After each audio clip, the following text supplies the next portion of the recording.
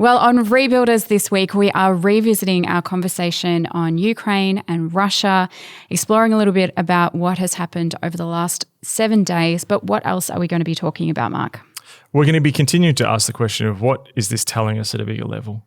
Are we seeing the rise, actually, in a plot twist of a post-secular world? We're going to be talking about the rise of what is called civilisational states and how history is looking very different, or the future is looking very different. History hasn't come to an end, it's continuing.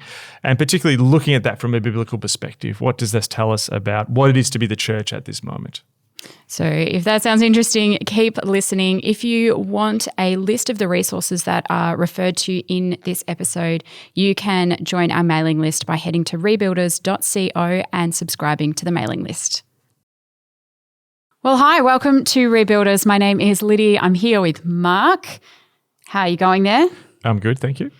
There is a person absent. Yes. In like physical form. Today. Daniel is not with us in the building, but he is with us via the digital space. It's very creepy because the whole sound desk is, no one's sitting there, but it's remotely being operated, which is just really weird. So stuff's happening, but he's not there. So anyway, we're creeped out, but you don't need to be at home because everything's working. Yep, everything's fine.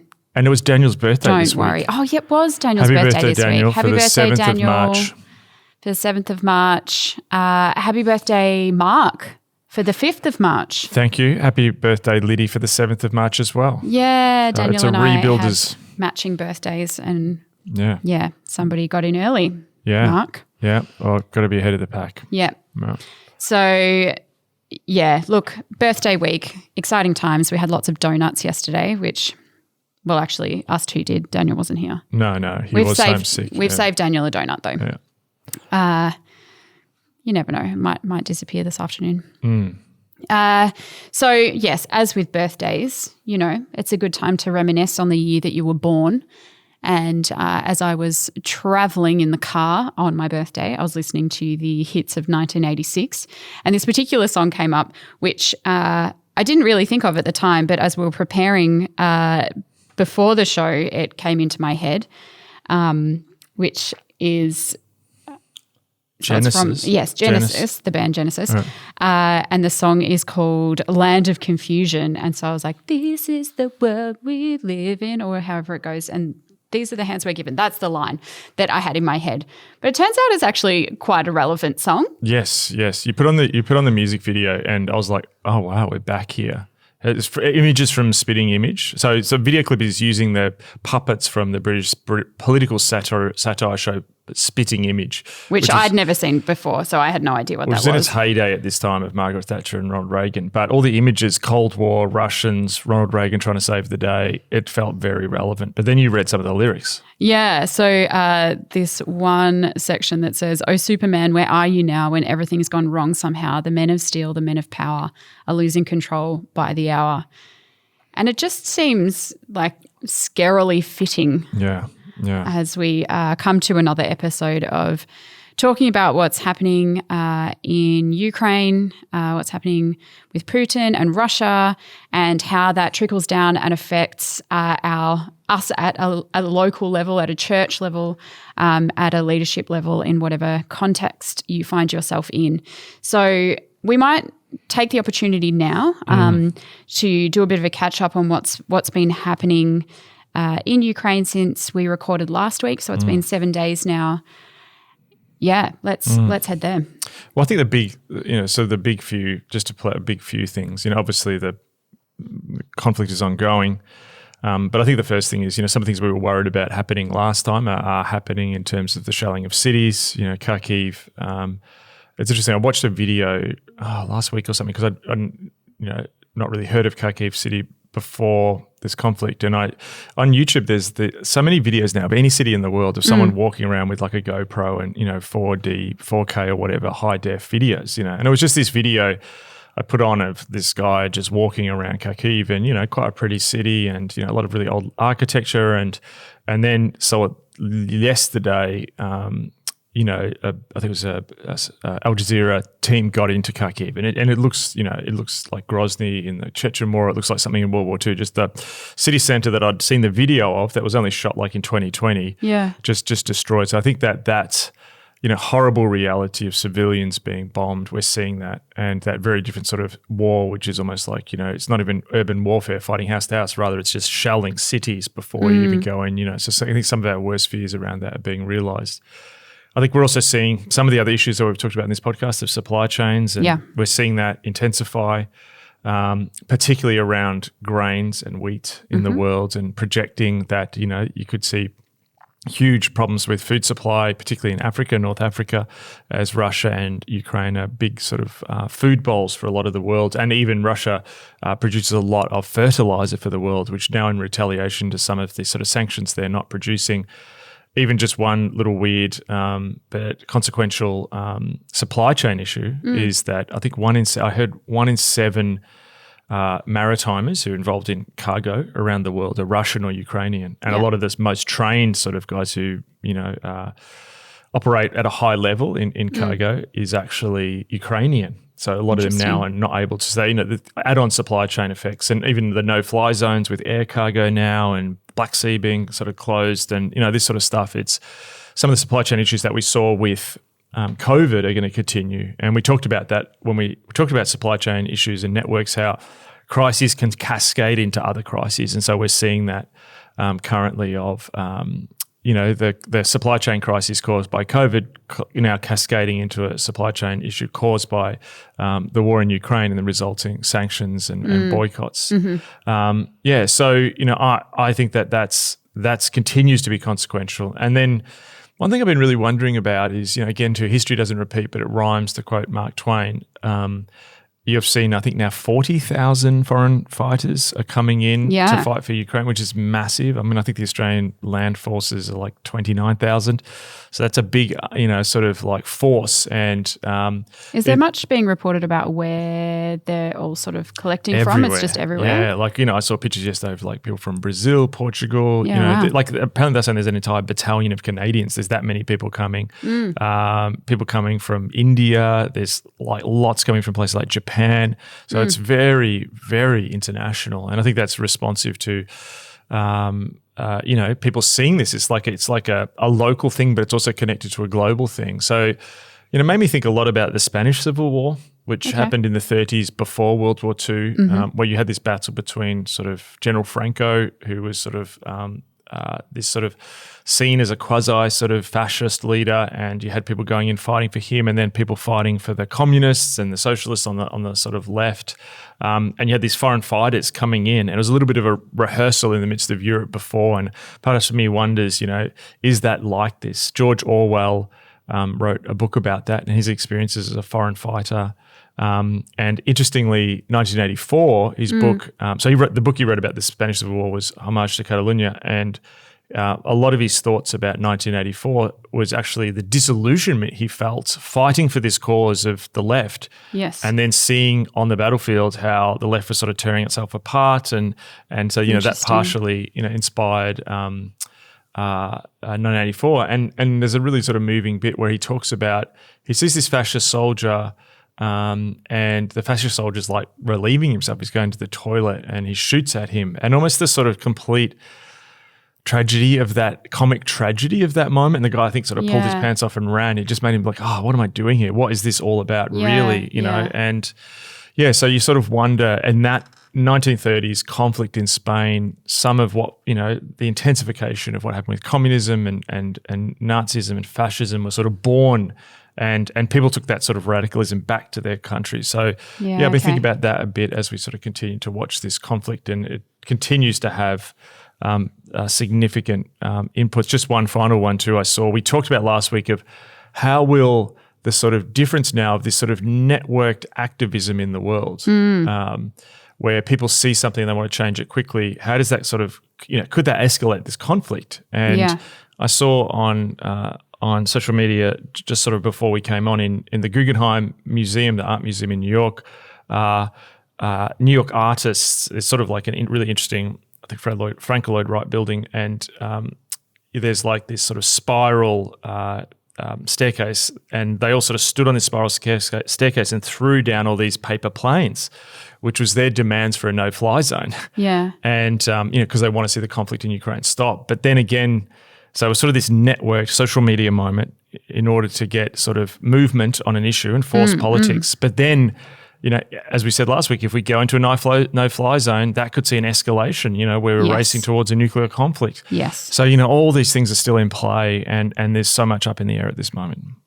Yeah, one thing I did want to ask about last week, you mentioned you'd done some reading and some of the experts had said that this could be a war that goes on for, a decade or more. Have you read anything more about that, or is there anything? So that was some of the estimates that came out of some of the military, the US military briefing, the press. Some of the stuff I'm reading is, like Ukraine seems to be putting up quite a good fight, but then there's people saying, and Russia is sort of underperforming and so on. But then there's an element where, it's really hard to look at this conflict because I think, again, just incredible, brilliant social media strategy from Ukraine. I saw this picture before of a young woman soldier holding this kitten, and this sort of well shot, in fatigues, holding this kitten, and it's this very powerful image. But in some ways, all this is propaganda, and so there's an element where it could seem, because we're seeing this social engagement strategy of Ukraine, that things are going better. And I think Kiev's held out longer than we thought.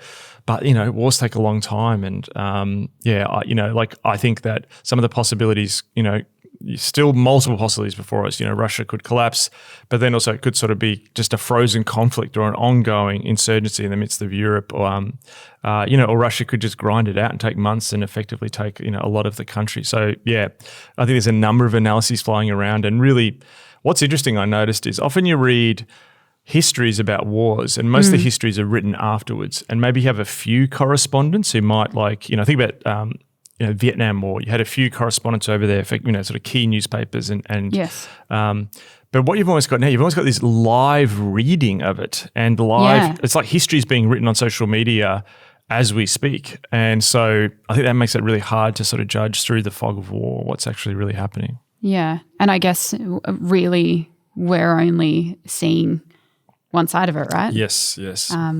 Our ability to know what it's like on the ground for Russian civilians at the moment is severely limited, right? Yes. Yeah. So, interesting times. Okay, happy with what you've covered for Ukraine, where we're at now. Yes. All right, let's move on and take a more broad look at what the theological and political viewpoints are. What do these continue to tell us about this time that we're living in, and what's occurring specifically in Ukraine, but also the flow on of that? Yeah, well, it's really interesting. I mean, last week's episode is probably our most listened to episode, I think. Yeah. By some way so far. And I think, we've got a lot of response from it. And I think there's two reasons for that. There's obviously huge interest in Ukraine, and people have tremendous compassion for what's going on and concern of where this could go. But I think secondly, the element is people fed back as well in various messages and emails and so on, was, the understanding that this is sort of an epochal shifting moment. And, I really feel like, capturing some of those bigger things that are happening, and in some sense, like, we just talked about people writing history as they, look at this conflict. In some ways, we're doing the same thing, narrating this and trying to understand it. But I think probably what's differently is we're trying to do this from a biblical, sort of theological, or really, the themes of this podcast, like talk about New Begin's missiology of reading the culture. And, I think we need to understand, the bigger shift that's happening in the world with this, in order to, and what we're going to talk about today is really the shift from what we thought was an inevitable post-Christian future, a secular future, into almost a post-secular future. Okay. And I feel like it's really important to speak into this because, number one, there's an evangelistic opening for the people of God at this moment, because a lot of the idols and illusions that people had placed their hope in are being pulled down. So there's an evangelistic opening. And but secondly, there's also this importance of what we're going to talk about today is that at moments of crises like this, that also the church is not seduced into, misled into, I think some of the forces and spirit of the day, which can lead us down bad paths. Okay. Well, you mentioned there the term post-secular, Yes. post-secular reality. We've obviously talked a lot about post-Christian culture, but I wonder, we've probably mentioned it a few times about post-secularism, but it'd be valuable to explore that a bit more. Yeah, well, we haven't mentioned it heaps, and I think that it's something that's really important to get, I think, across our understanding, Yes. because there was just such a strong belief that's animated so much of the reaction, particularly in the Western church, that secularism is inevitable. And I think what we're seeing playing out is a potential post-secular reality. Is that going to happen everywhere? No. Is there still going to be secularism in lots of places? Yes. But you're seeing this real competition and the inevitability. Now, mentioned lots of time. I mentioned him last week. Francis Fukuyama's theory that the world was moving to this, and the highest. Well, it's interesting. His argument is often articulated that the world was moving to the end of history. That we're going to just head into this wonderful liberal democratic state. That the whole world was going to become like that. And that was the height of where we could get. Poor old Francis has had quite a pasting on a lot of people just having goes at him like, Ukraine is evidence that this theory is not working. He got a bit emotional on Twitter. I saw someone defended him and he was like, oh, thank you, someone finally gets my point. Now he's arguing his point is not that that's the necessary state we're all going to get to, but he's more arguing that, yes, we might revert back from that point of a secular sort of post-Christian content-free future. Yeah. But that he's saying, well, we might revert from that, but we can never get higher than that. Got it. Yeah. Now, he had a sort of rival who was a friend. So they had a intellectual rivalry, but managed to be quite good friends. Samuel Huntington. And around the time that Fukuyama sort of, posited this view of the future, he had this other view. And the two views have sort of been in competition in how people have thought about the future of the world and sort of international relations and geopolitics and so on. And he wrote a sort of very famous book called The Clash of Civilizations. So Fukuyama's vision of the world is that the highest state we'll get to is liberal democracy. It's sort of inevitable and people will eventually, it will win out because it's just the force of its sort of argument and they're just the inevitability of it. Huntington, that's a very quick, simple sort of explanation of it. Yeah. Huntington actually saw, history was moving towards what he called a clash of civilizations. Okay. That actually Fukuyama's argument is essentially that the modern world, as the world becomes modern, that will naturally become more liberal, democratic, and sort of less religious and, more individualistic in a sense. Samuel Huntington actually posited something very different. Now, he has a really interesting diagram, which, obviously you're listening to a podcast. I can't show you. And I know for those of you who watch it on YouTube, which more and more people are watching on YouTube, which is interesting. They are. Obviously just have to see our wonderful selves in person. But he has this little chart and basically he talks about Huntington's argument is that actually modernization will actually lead to what he called a cultural resurgence. So classically how it went was that, basically modernization will mean that the society sort of, increases in its sort of economic, military and political power. Yep. And so in a sense, we become more modern, we can conquer nature, yes. We advance in science. But then for the individual, what this would mean is that they increasingly would be alienated and they would be disconnected from the things which traditionally gave them meaning of place, of religion, of culture, of identity, of those tribal bonds, Yes. And that this would actually then lead into an identity crisis. We've certainly, like pre-pandemic and pre-discussing this war, we've certainly seen that, yes. right? There's plenty of evidence to show that yes, that's totally. happening. Yeah. So that's where Fukuyama would agree with it in a sense to that point. Yep.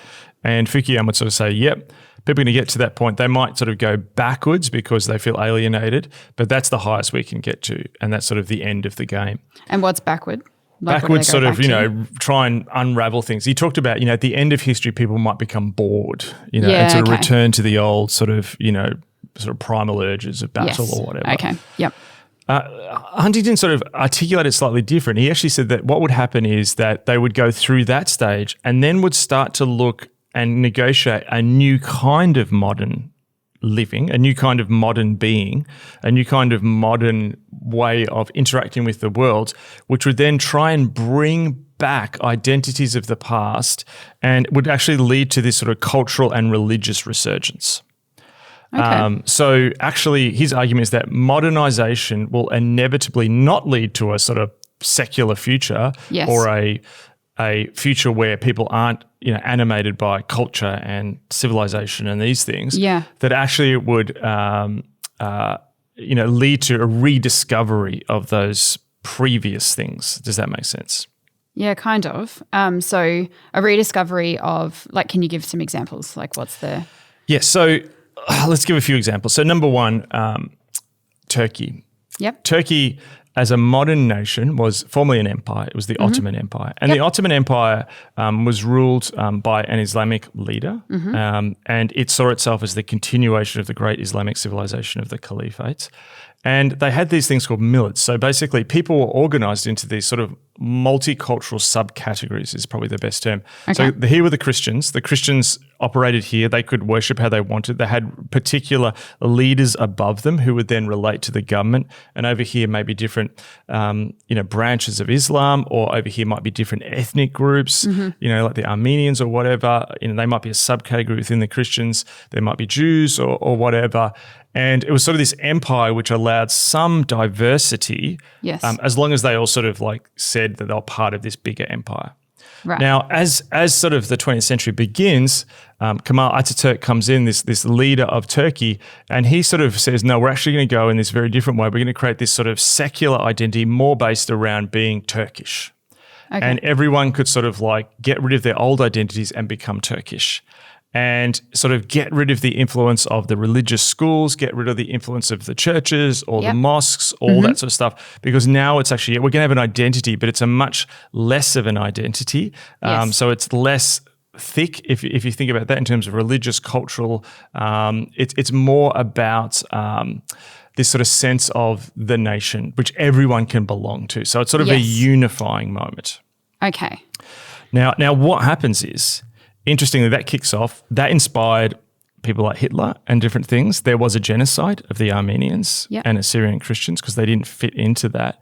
And then what you saw is slowly this drift happen over decades, where in the 80s there starts to be a bit of rediscovery of Sunni Islam and its influence. The religious schools, which have been pushed underground as Islam starts to return, start to have this sense of rediscovering a sense of identity. And then you end up where we are today, where the president of Turkey is Recep Erdogan, who is a religious leader who now talks in the idea of a civilisational state, that actually Turkey is not this secular state that Kemal Ataturk created, that actually it is really an Islamic state. It's a state which has its definite sort of civilizational entity, and that's even connected to Turkic people in other countries which are not part of the nation of Turkey today. So that's a classic example of that process. Okay, so a civilizational state, as you've put it, isn't necessarily a country with the same kind of borders as we understand countries, but it's more of an ideological, cultural, potentially religious collective of people identified by those parameters. Yes. Yeah. So another example would, and which struggles to hold together diversity in the same way. In the same way as our standard understanding of a nation state. So another example would be when India becomes independent. Yes. Just after the war, and it becomes an independent state. The British march out, and Nehru, who's the leader, Gandhi is obviously assassinated, and the Congress Party create India as a secular state. India obviously had many different religious and cultural groups, not just religious groups, caste groups, cultural groups, ethnic groups, states, all of this. And but they said, we're going to be united by being Indian, and we sort of want this culture where, yes, you can still practice your religion. So it's not secularism is trying to get rid of religion. Rather, it's trying to create this way of those different religions relating to each other. And so they create this state. They also are non-aligned. They won't be part of the They don't want to be part of the Cold War. They don't want to be linked to the West or to communism. It's creating this sense of Indian identity and this secular state where the Muslim can work next to the Hindu, next to the Christian, and sort of everyone can go and worship what they want to worship, but it doesn't come come in and sort of like then affect the public square. So it's a way of finding a compromise between these different identities.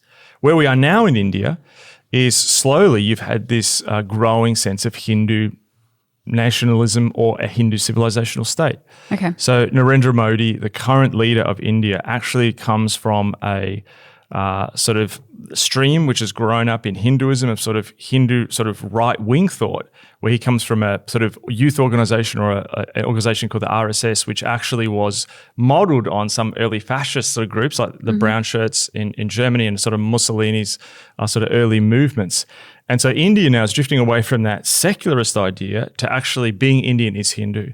And even talking about how does it sort of gather, like there's essays being written now of how does it sort of gather these bigger sort of, even parts of the bigger Hindu civilization that could be in a place like Bali or Nepal or these sort of places. Yes. So this growing sense of it's less about a multicultural group in a nation defined by just say their citizenship who agree to keep some of those things out of the public square.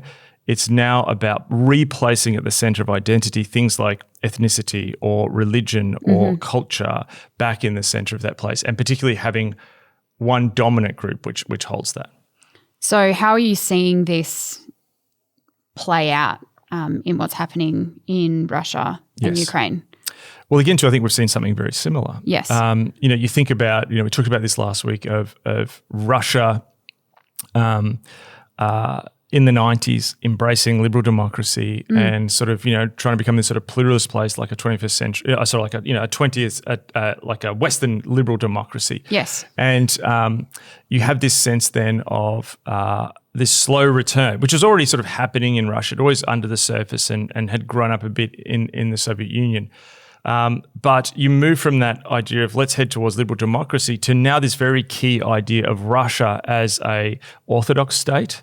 Yes. But also, interestingly, sort of an alliance with Islam because Russia has a significant Muslim population, which is growing. This idea of Russia as an intact civilization that goes a long time back. Same thing with India. They want to look back beyond the idea of nation states, back thousands of years. Same in Turkey, back to the Ottomans. And so this idea that you want to look back as we're this great civilization that's gone for a long time. We've got all these stories, we've got all these myths, we've got all this identity, and we want to grab that back as a way of trying to work out how to move into the modern world. And so the idea for them is like, actually what we need to do is re-knit together this unifying identity of a civilization. So they look at the problem of isolation that individuals feel, of atomization, of alienation, of the meaninglessness of modern life. And the answer to them is to give people back the hard stuff, give them back that sense of religion or meaning of these bigger stories through making not just a nation state that's really like content free. Let's put some content back in there. That's what people need to be modern in the 21st century. Yeah, okay. So it's this, like we've obviously existed in the internet world for decades now, and there has been this kind of dismantling of this kind of civilization state or the nature of that. So suddenly the border, the end of your nation, the end of your civilization ends with you, right? And you're connecting with everyone else through this network. And yeah, this what?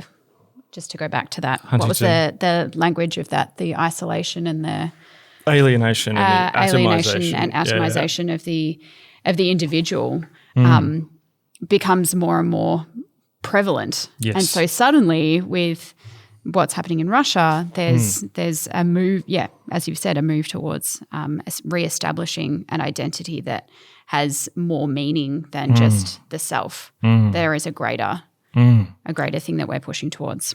And ultimately what this does is people can look at this and go, oh, it's just going back. And I think that's almost the Fukuyama argument. Oh, so yes, his argument is like there's going to be people like Putin, but really what they're doing is they're ignoring the end of history and they want to go back to history. Yeah. But I think Huntington's argument, and I've sort of thought about both arguments and at different times as what's happening in the world, people swing between them. Right. I think there's I'm increasingly seeing the truth in Huntington's argument that this is actually an inevitable second stage of the modern world. That the modern world, its bereftness of deeper meaning will, for not everyone, but for many people, and I think a growing amount of people, see them fall back into filling those, what we would see as Christians is that eternity in the hearts of humans, that restlessness, that going to IKEA. So I mean, amazing that one of the signs that Russia had sort of left the Cold War was the opening of McDonald's in Moscow. And there's these pictures I saw online of huge lines when it first opened, and it was like, wow, this amazing thing, we can go to McDonald's. McDonald's has just shut up shop, and there was pictures, wherever is it, 30 years later, of McDonald's closing down and people lining up because it's going to close in a couple of days. So they're all going to get their last McDonald's meal. And there's just sort of an interesting symmetry there that the message was almost like, McDonald's and IKEA and Starbucks will make you happy, and people are like, no, it won't. We're looking for something more. And you're right, Mark, McDonald's isn't going to make us happy, even though the one reliable thing you can trust going across the world is that a cheeseburger is always going to taste the same. And that's something I like to hold on to. Dream of globalization. But yeah, it's as you said, we if we're made in the image of God, have the desire to be part of a greater story. We are part of a greater story, and that's what we believe as people who follow Jesus. And this contradicts what is happening in the modern world. It's becoming more and more clear that this world that we've been living in is not going to be the answer to happiness or, a fulfilling life. Epochs are characterized by grand stories, and one big story dominates. And, the story we have had in the West, in the developed world, whatever you want to call it, is actually weirdly a lot of small stories.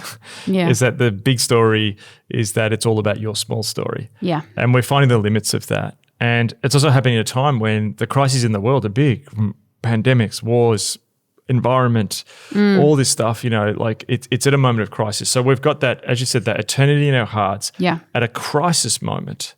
And as has been said very often on this podcast, crisis leads to renewal. And I think that because we're at an epochal shift, we're moving into that grey zone in between space. That's a moment where people hunger for change, and that's a renewal opportunity moment.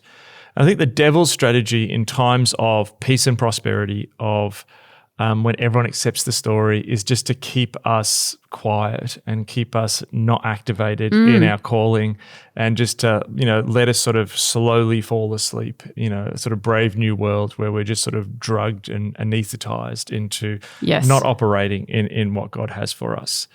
But then there's moments, and I think that's most of us are used to that ministry. Not everyone, but a lot of us are used to that ministry idea that, hey, come to church. We've got this whiz-bang thing on or whatever. Yes, And, trying to catch people's attention. We're fully now, as we said, I think I said last week, that this is catapulted us. We're not just entering grey zone, we're deep in grey zone. And so crises are everywhere. So that means there's opportunities for renewal. And then what the devil does is, I think he changes strategy. Yes. And it's not like keeping you suppressed and quiet and passive and falling asleep. Now it's like, so the energy for change is up. There's a hunger for renewal. So actually, here's this false idol of renewal. Let's actually get you over enthusiastic. Let's get you sort of all riled up to go towards the wrong things. So I think that's what we're seeing at this moment. We have to change our framework of how we understand this moment from doing ministry, from leading, that you're not going to have a problem that your people aren't excited. They're excited about too many things is where we're at. So you've got kind of three trends that you think we're going to see going forward. Yeah. Well, the first one is, I think we're going to see the continued rise of the civilizational state. Okay. You're going to see India continue to grow in the world as it economically grows. It grows in both hard and soft power.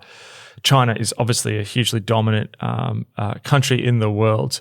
Russia is in this civilizational moment, but you'll see that all over the world, where states are looking at the West and they're looking at what Russia and what China are doing, and so the growth of the civilizational state. The other thing that may happen here, as Russia is cut off from the network, the Western network, is that what you may see as a new civilizational state network, a sort of connection. I think that's already there. You've seen this sort of alliances between countries, from Iran to, Russia, China, and others. So I think you're going to see that continue to grow. And what we might actually see is sort of a kind of a Cold War between the two. It's interesting. I think this will be the new sort of like this will replace the left-right thing, I think, in some ways. Okay. The second thing I think we're seeing is the return of fascism. Lots of people throw around the word fascism. I remember when George Bush was being described as a fascist, and then Trump and all of this. And there's a sense that the West is traumatized by fascism because of history after World War or during the World War II. Yes. And so the word's often used. But, we sent around a little video in our little sort of group chat about what we talk about on here. And it was an image, a video from, I think it was St. Petersburg, of just some young adults being stopped on the street by a police officer who was fully like RoboCop, like visor, everything. And they were looking through their mobile phones to see if there's any dissent. So this is a rapid acceleration towards authoritarianism, and also what really caught my attention was on the police officer's helmet, he had the Z symbol, or Z, depending on what English you speak. Yes, and which is a symbol which has taken on a life of its own. And you first saw it as a descriptor for some of the Russian military hardware that was heading into Ukraine of what district they were going to operate in, but now it's become this symbol. Russia has completely jumped onto this. We saw a gymnast wearing this, on their shirt, and people wearing on T-shirts. The Russian government sort of released these propaganda videos of all these young people in black T-shirts with Z on them, and it's eerily reminiscent of the swastika. Yeah, and I think that there is a continuum where the civilizational state eventually moves into fascism. Often we can misdiagnose fascism. Been a lot of discussion, particularly since Black Lives Matter really took sort of a forefront of so much of the discussion in 2020 of white supremacy. Fascism and white supremacy are more like a Venn diagram. They overlap, but they're not exactly the same. Yes. Really, in many ways, I think white supremacy is something which comes from Western imperialism, and particularly this sort of idea of race that comes out of European expansionism and goes into all things slavery, colonialism. I think most people are au fait with most of that. It's fascism is something which then comes later. It comes in the 20th century. It's a reaction to modernity. Doesn't as much have an ideological core as, say, something like communism. It's really this sense of creating a new version of modernity where you have this unifying sense of a civilization, clearly defined who's in, who's out, and this return to sort of breaking beyond, the sort of traditional boundaries, using military force, using muscular strength. You're very much seeing that. There's just a little quote in Robert Paxton wrote a book called The Anatomy of Fascism. There's a good chapter there on how everyone gets fascism wrong. But he just had this little one-liner, which I just think has real resonance. He says, the manipulated mass enthusiasm. We see that happening in social media. We see that happening in Russia and in the information warfare space. We've seen it happening over the last few years. The line is the manipulated mass enthusiasm and demonic energy of fascism. I'm sure, I don't know Robert Paxton's background, but when I read demonic energy, I didn't just see that as a metaphor. I see that as a reality. There's something demonic that is unleashed in these moments when you see an army razing another city, killing children, bombing them. There's something, this hatred of the other that just emerges in people, which yes, we can explain it sociologically, yes, but there is, I think, deeper spiritual demonic strongholds being unleashed in the world, and the worship of blood, of martyrs, of soldiers who go and kill themselves, and land to be taken, and these almost these sort of temples to be fought over, of these places, these lands. There's something spiritual, I think, that's been released in the world. And I think, we have to reckon with that, because it's like a gateway drug from civilizational state. You can find yourself, we've seen that with Russia, moving from where it was in the 90s, into, I think, we're seeing fascism in elements of the Russian leadership and sadly even the population at this point in time. And, that can happen in lots of places. That's not just something that's happening in Russia, which we really need to be aware of in moments like this. Yeah. And I think there's a Christian response to that. It's fascism. I think it was Michael Burley spoke in his dual books, Sacred Causes and Earthly Powers, about the history of religion as politics as religion, rather. He said that, very quickly in the 20th century, people could see that the rise of Bolshevism, communism, and the rise of fascism were really religious. And so that religion is returning, and it's a false religion, and we have to be unabashed in critiquing it from a biblical perspective.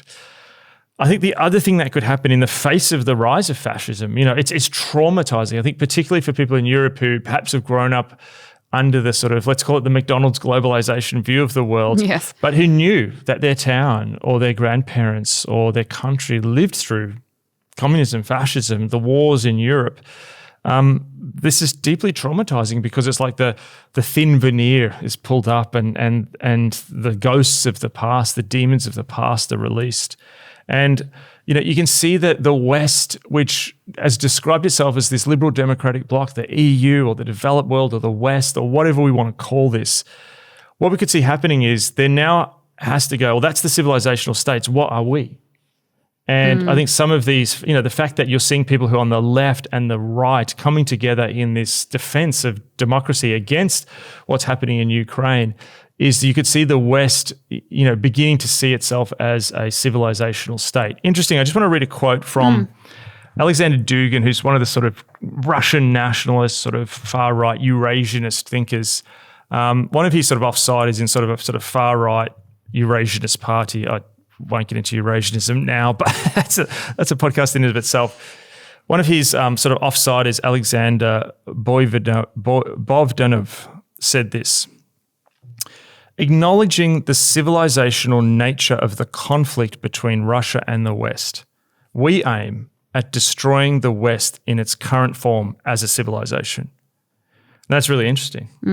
They see the West as a civilizational state. This is the current sort of Russian nationalist thinking we're seeing. Yes. Therefore, having recourse to use the existing networks, again, networked warfare, we should give priority to those that themselves are directed at the destruction of modern European civilizational identity. Again, there's a clear civilizational identity that's clear to people outside of that sort of European West. Groups that can act in this capacity include totalitarian sects, separatist movements, neo-Nazi and racist movements, anarchists and anti-globalists, radical ecologists, Eurosceptics, isolationists, illegal migrants, etc. This is exactly how the West operates, using against Russia liberal and human rights non-governmental organizations whose ideology is destructive and pernicious for the Russian civilization.